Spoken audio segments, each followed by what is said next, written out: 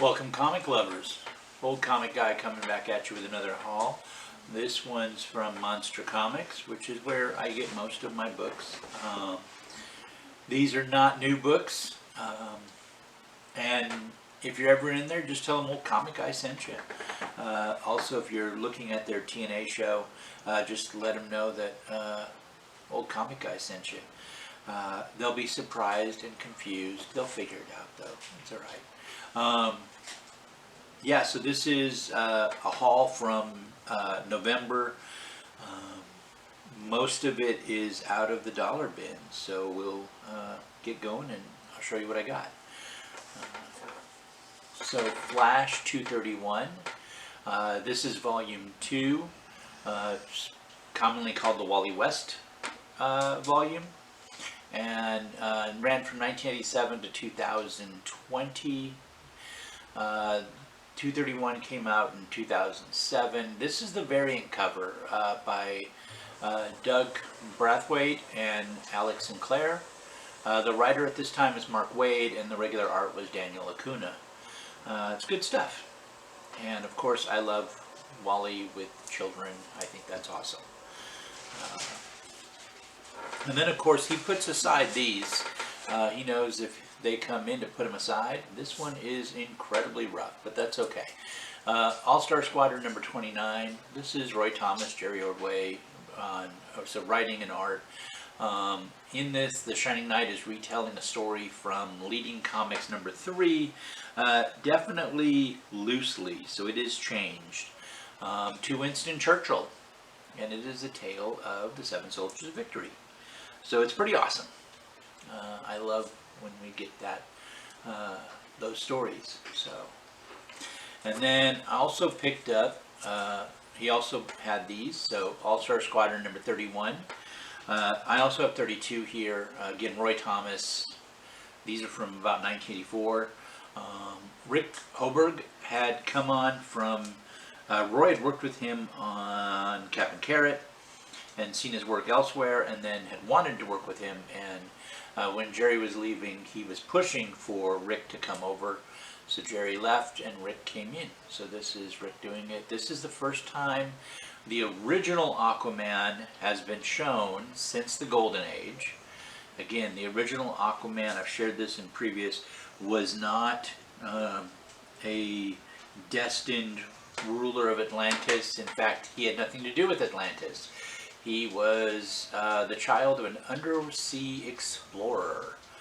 That was so well known, if they told you his name, you would immediately know who he was. So he didn't. Also, one of the things that the All-Star Squadron did was connect a bunch of Golden Age DC characters, and also the quality Golden Age characters that DC now owned. The Freedom Fighters, which used quality characters that Len Wein had created for a Justice League, and then it had its own title for a bit. I think Jerry Conway was involved with it, and then they appeared in some Wonder Womans. Anyway, Roy wanted to use them, but wasn't going to do it without Len Wein's approval. Roy and Len and Marv and Archie Goodwin were good friends. So, in fact, in the Freedom Fighters, one of the issues, the characters are get powers and are kind of being controlled, but they were kids from a Comic-Con, and the kids' names were like Archie, Roy, Marv, yeah, and Len. So I thought that's pretty cool. So yeah, he got his approval, so he used them. So we start seeing the Freedom Fighters and how they appeared.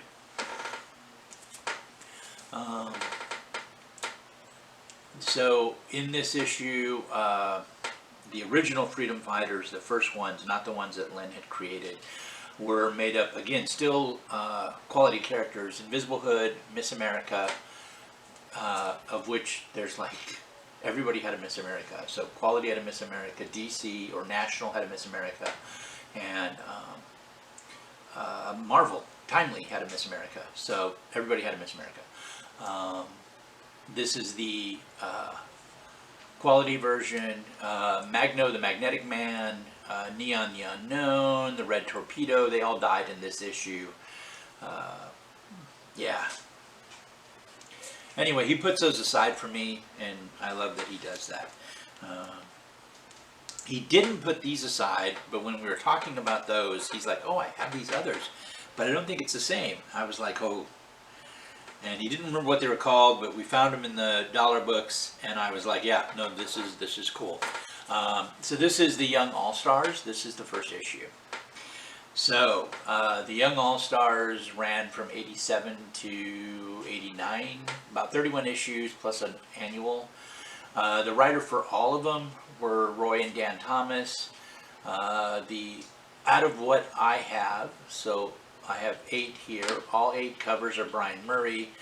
Brian Murray did the art for 1 through 6 and 8. Howard Bender was on 7. The number 1 is the team's first appearance of the Young All-Stars, which is Dynamite, Flying Fox, Fury, Iron Monroe, who's on this cover, Neptune Perkins, and Tsunami. Sometimes having the Huntress ends up later joining, and sometimes having Sandy the Golden Boy. It's also the first team appearance of Axis America, which is the Great Horned Owl, Fledermaus. So it's actually the German for Great Horned Owl. I'm not actually sure how to pronounce that. Fledermaus is the bat, the flying mouse. And then Gudra, the Valkyrie, or Gundra, however it's actually pronounced, Seawolf, Ubermensch, and Ursel. And TNT dies in this issue. I will say the character Arnold Raymond, or Arn Monroe, who goes by Iron Monroe, was created by Roy and Dan Thomas and Michael Baer and Brian Murray to replace the Golden Age Superman after the Crisis, which kind of is ironic too, because the Golden Age Superman is based off Philip Wiley's character, the Gladiator, which tells the tale of Hugo Danner, who is Arn's father, and it's said to have been inspiring Jerry Siegel and Joe Shuster. As a weird note, I don't know, maybe I just happen to know a bunch of weird stuff. Okay, so in 1934-35, there was a story called The Mightiest Machine. It was by John W. Campbell Jr., and it was a sci-fi story using a character called Arn, A-A-R-N, not A-R-N, Monroe, which was used to make the Iron Monroe feature in the Shadow Comics #1 from the 1940s. These were kind of Space Ranger-ish. And the Mightiest Machine is where we get ideas like wormholes, artificial gravity, warp drives, faster than light travel. And it's also where we get the saying, to infinity and beyond. I know you thought that came from Toy Story. I'm sorry. It didn't. It actually comes from the science fiction story that appeared in, I think it was Astounding magazine, Astounding Stories, which was where a lot of pulp, they started in like fanzine type things. And so anyway, this is where some pulp stories came from, or dime novels, or whatever you want to call them. Anyway, this is where the first use of To Infinity and Beyond is. So I thought that was pretty interesting too. One, that they're using a character Arn, they use iron in the name, and it predates. So Roy knew his comic history like a lot, and his pulp history like huge. So a lot of this probably comes from that knowledge, and I thought that was pretty cool. Number 2 has Tsunami on the cover. She first appeared in All-Star Squadron number 33. I should mention, as we do these, I'll kind of talk through who's on the cover. I've already said who all does the art and everything. And also talk about some of these other characters. So Gudra, or Gundra, the Valkyrie from the Axis America, was actually created by William Moulton Marsden and Harry G. Peter for Comic Cavalcade number 17. That was, what was that, 1946. She was an enemy of Wonder Woman. It's pretty clear Roy was planning on using that character. I believe when she was first introduced, she had an N in her name. Gudra, they're anglicized versions of the same Germanic name, so yeah.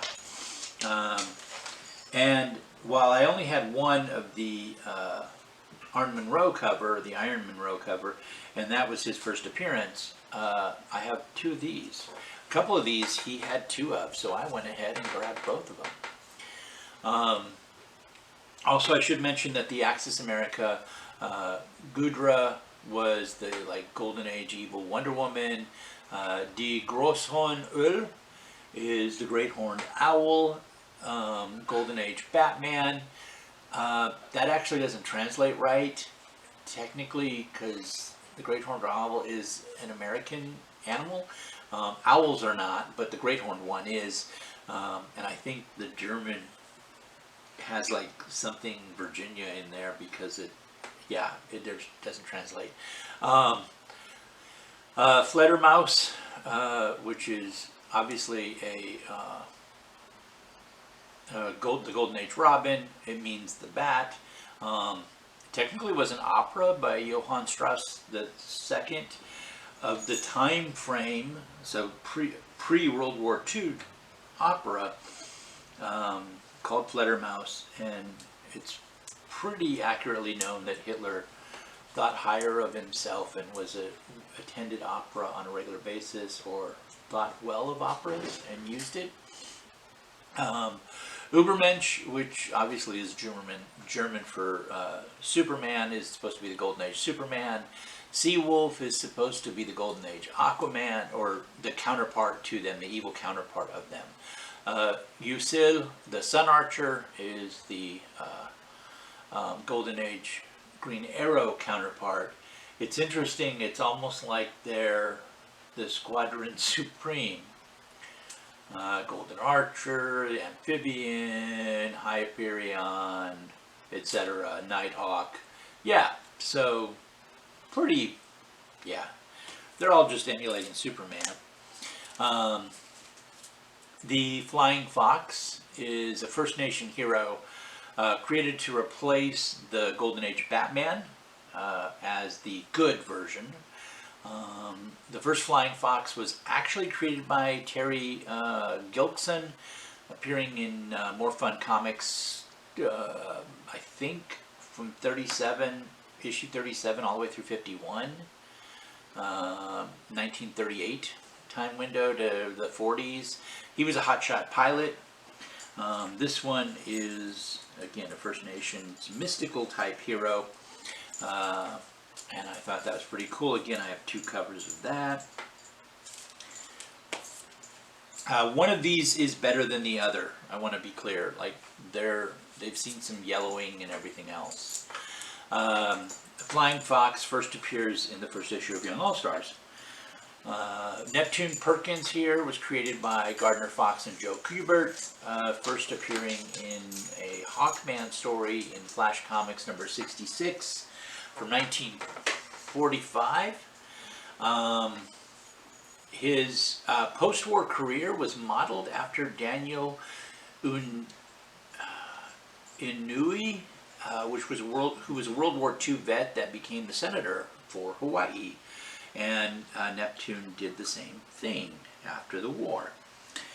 They have seen him since then. People have used him, so I thought that was pretty interesting. Again, Roy mixes the, and another one, a little bit better cover, or at least cleaner. Roy mixes the Golden Age with his own creations so well. Fury, Helena Cosmatos, was created to replace the Golden Age Wonder Woman after the Crisis. First full appearance is in The Secret Origins, Volume 2, number 12. She appears in Infinity Inc. number 35 on a JSA movie poster that was... She was not a member of the JSA, so that's interesting. And the first Fury is actually her daughter, or she was the Golden Age Wonder Woman's daughter, in Infinity Incorporated. So where the All-Star Squadron kind of ended after the Crisis, they retold a bunch of tales after the Crisis happened. Crisis on Infinite Earths. The Infinity Incorporated that was running along it, set in modern times, actually kind of weathered that, and they changed characters and had to deal with it. And then the Young All-Stars happened kind of after the All-Star Squadron ended. So All-Star Squadron ended, Young All-Stars picked it up. And Fury was his goal to do that. And later on, it ended up being that Diana's mother, Hippolyta, went back in time and was the first Wonder Woman. So they actually kept using her. And I'm not exactly sure the reasoning or the logic behind it. Dynamite, created by Paul Norris, first appeared in Star Spangled Comics number 7 back in 1942. Sandy and the Golden Boy and Tigress joined the Young All-Stars. And this is the first use of Paula Brooks, the original Huntress, as Tigress. Originally, the Huntress was a Wildcat villain created by Mort Meskin, first appearing in Sensation Comics number 68 back in 1947. Sensation Comics ran a couple of characters in it, so there'd be more than one story, and in the Wildcat story is where they brought in the Huntress. And at that time, she had not been named. Obviously, she was the villain. It should be noted that, she's taken the name of Tigress now because she's supposed to be the good person, and the Huntress is the villain that she becomes later in time. The original Tigress was a Zatara villain that first appeared in Action Comics number 1 back in 1938, and it was created by Fred Gardiner. Yeah, people forget. Action Comics number 1, yeah, it was Superman's first appearance. It was Zatara's first appearance, too. It was, some other people obviously didn't have the holding power, or they're still around, so maybe they do. I don't know. Maybe just not as popular. Interesting on this cover, we have the Grim Ghost, which I haven't seen in so long. Zatara, Captain X, Ghost Patrol, Little Blue Boy. How cool is that? And then of course we have, the regular ones: Mr.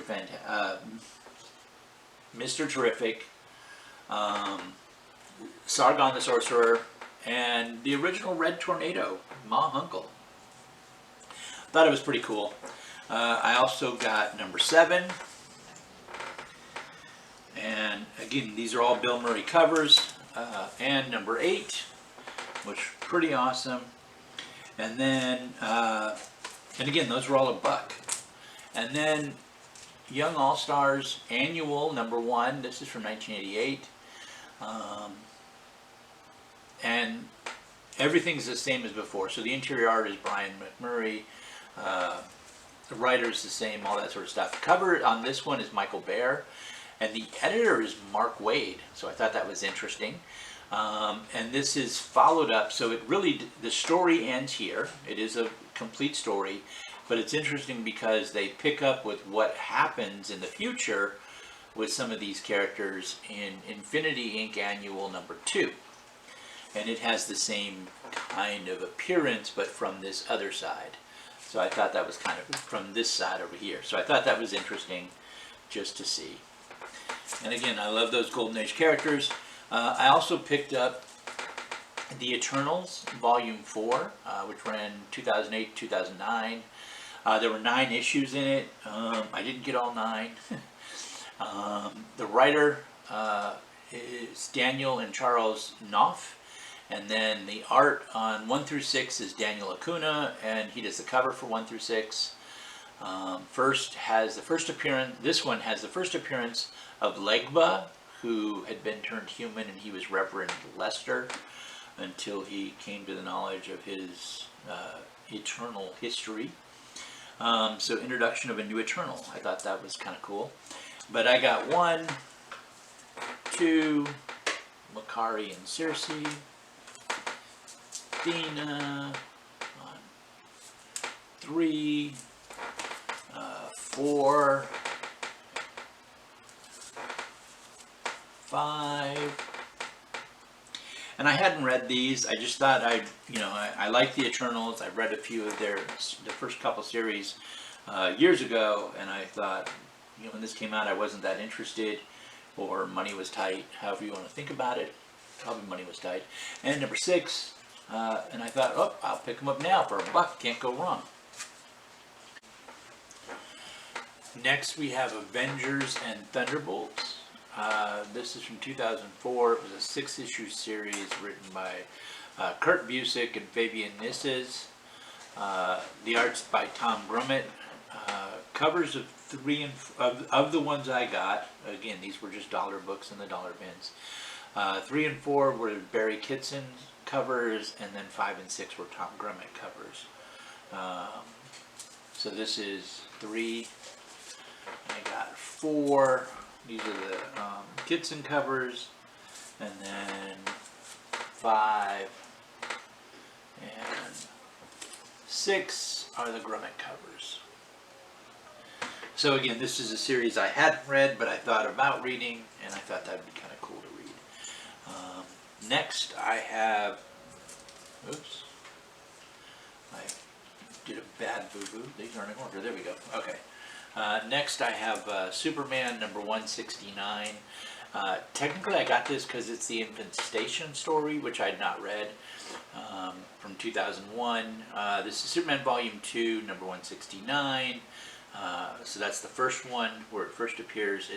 The whole thing is written by Marv Wolfman. Arts by Paco Medina, and then the covers are Dale Keown. So number 1. Number 2 is Adventures of Superman, Volume 1, number 591.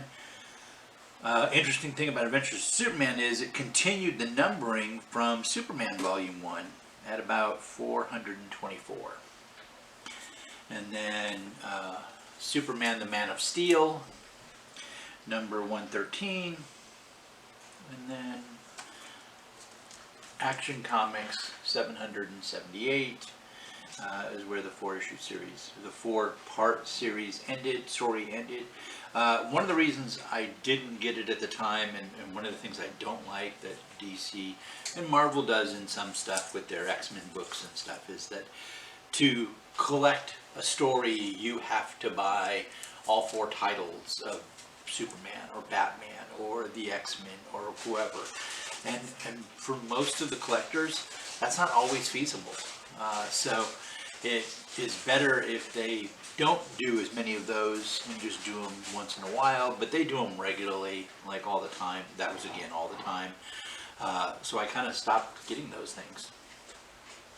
Starman, this is Volume 2. Technically the first Starman, the first series, Starman series, was the Starman that actually was based here in Phoenix, Arizona. So that's kind of cool. This Volume 2 is from 1996, number 18. James Robinson, of course, who's like Eisner Award winning. Art on this one is by John Watkiss. The cover's Tony Harris, and then the editor was Archie Goodwin. This is the tale of the first meeting of the Mist versus Starman, the Ted Knight Starman from the 1940s, so cool. And then I also picked up number 19. Number 19, again, writers James Robinson, covers Tony Harris. The art on this one is Tony Harris, and this is Jack's yearly talk with his deceased brother David. Jack Knight and David Knight are children of Ted. So that's pretty cool. Editor again is Archie.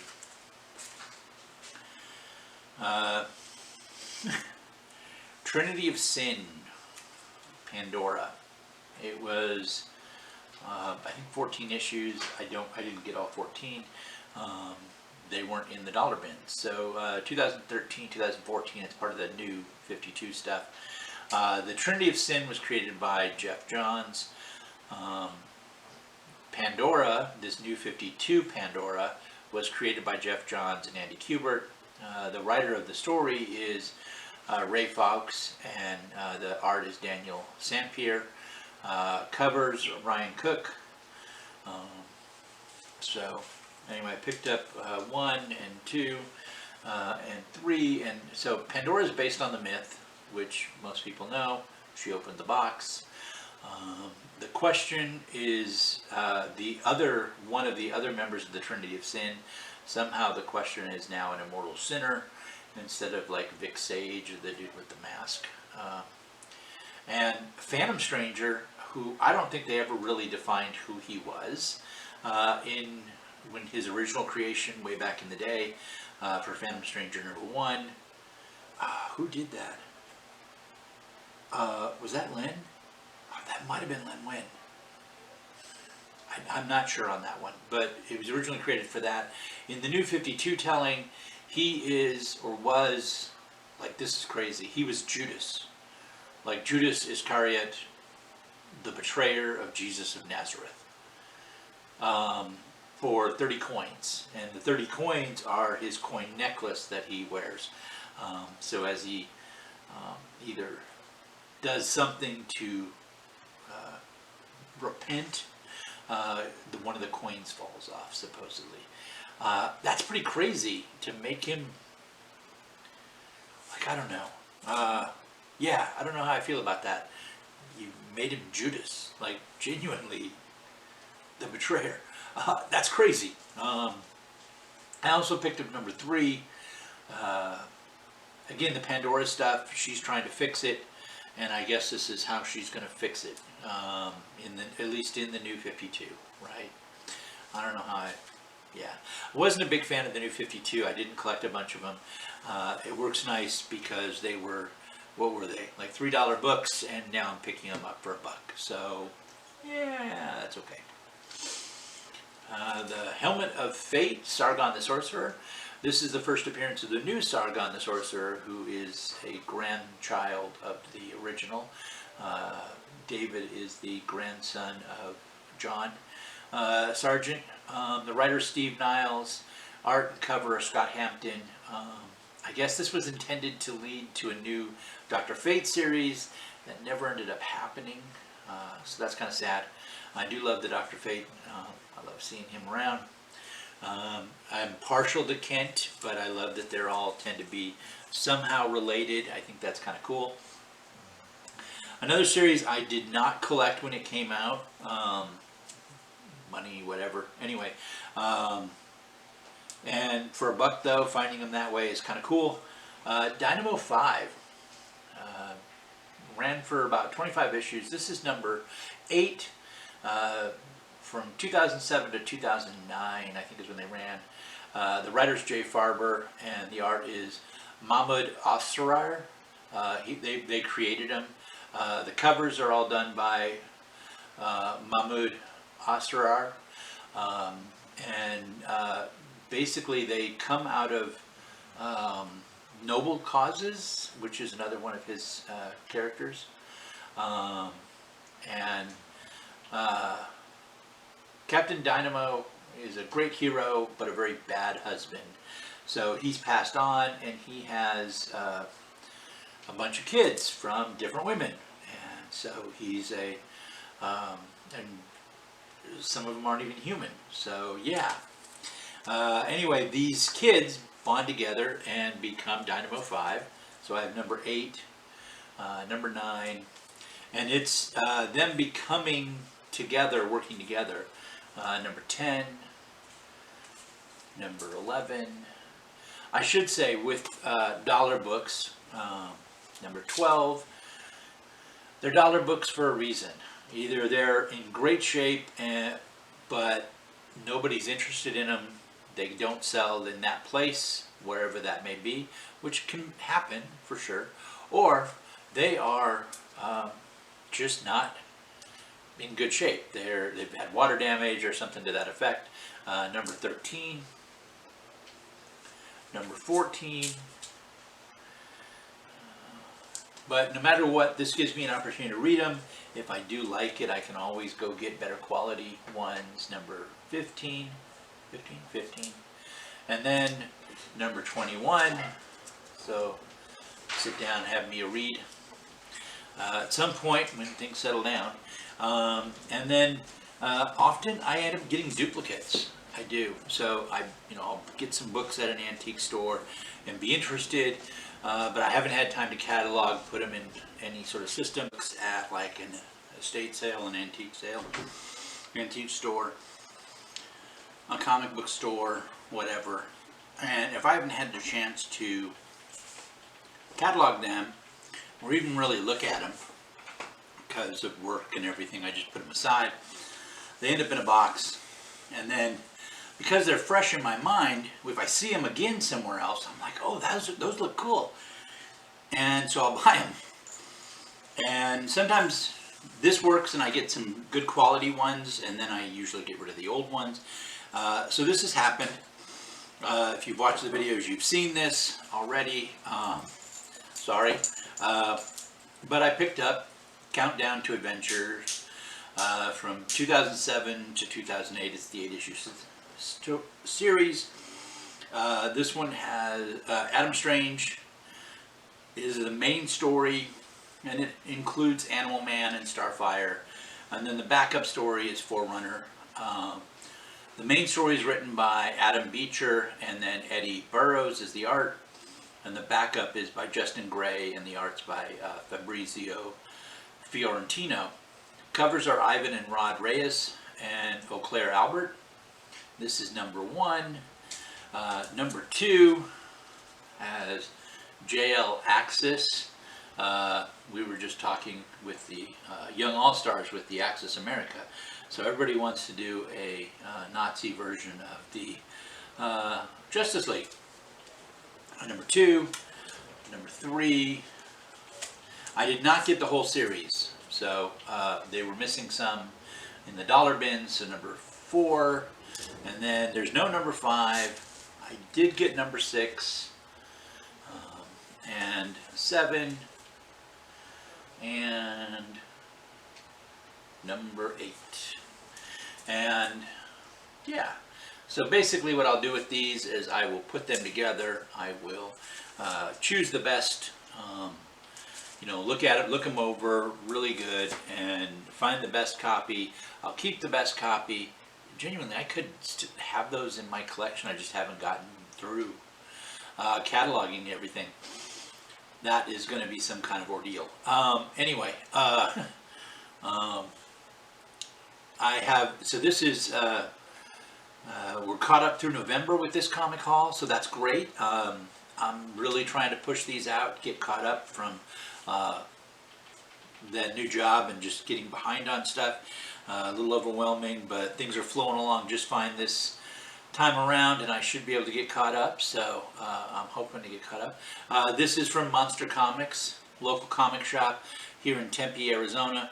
If you get a chance, get in there, take a look around. These were all dollar books, and the way they do it is it's like 12 for 10 bucks, so you get 12 books for $10, so it's really under $1, or kind of offset some of the tax, however you want to look at it.